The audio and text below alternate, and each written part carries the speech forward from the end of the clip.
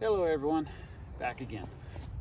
Alright, right now I'm going to show you how to go ahead and hook up the buried service wire at a terminal. This specific type of terminal looks like this, stands up. You'll usually find it behind the house.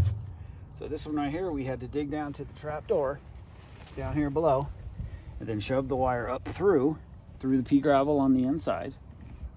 Once it's up in here, we are going to go ahead and take our bond clamp. This is a floating bond clamp. We're going to open it up. We have a cover, which just needs to be exercised a little bit so it goes on tight. And then here's our floating bond.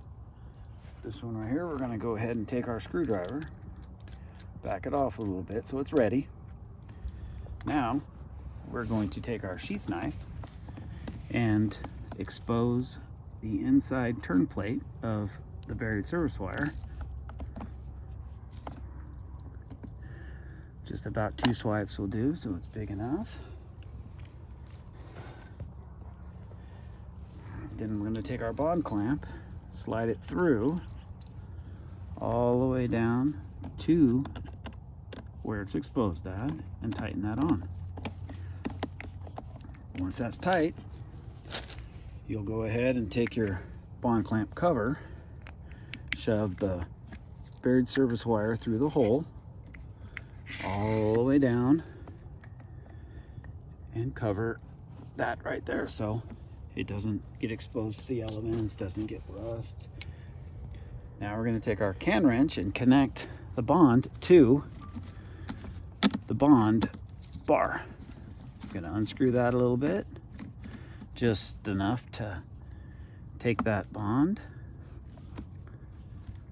slide it inside behind the screw. You may have to twist it around a little bit, make it a little bit easier for you.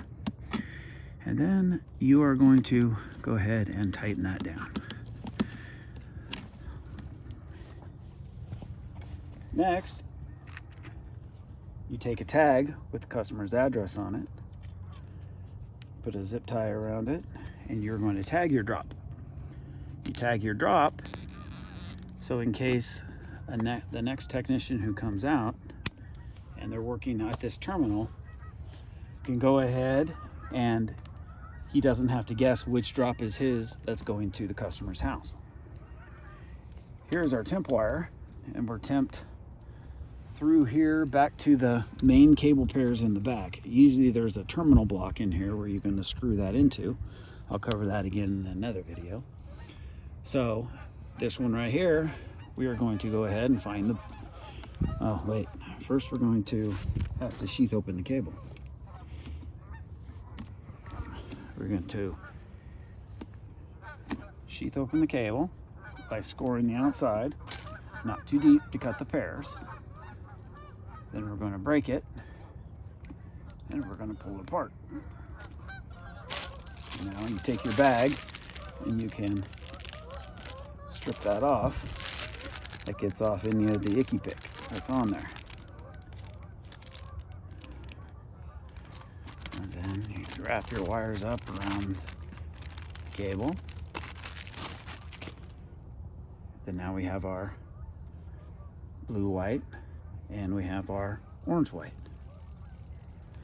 So now what we're going to do is they didn't leave us much room on these right here. So we're going to connect the blue with the orange and the white blue with the yellow. So first we need to take off this old one. Take our drop,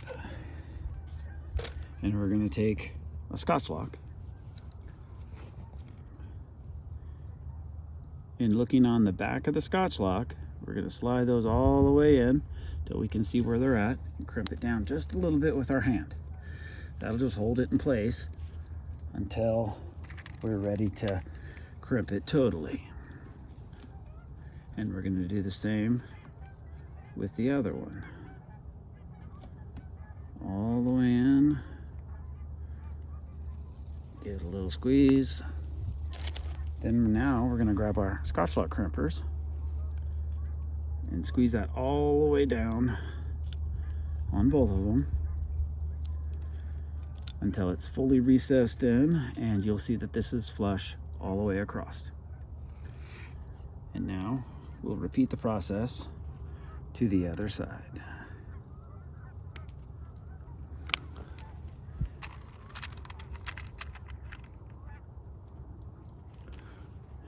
Take the white and connect it with the white, and the brown and connect it with the orange. Solid to solid, white to white. Showing again still, you can see the wires going all the way through, and we're going to crimp them. And the same with the white, all the way through, and then go ahead and crimp them. Right now, this customer has dial tone or internet going from the terminal all the way back to their house. We're going to tidy this up, stow all this back behind. We're going to backfill the hole and put on the cover. All right, that's all I have. See you in the next video.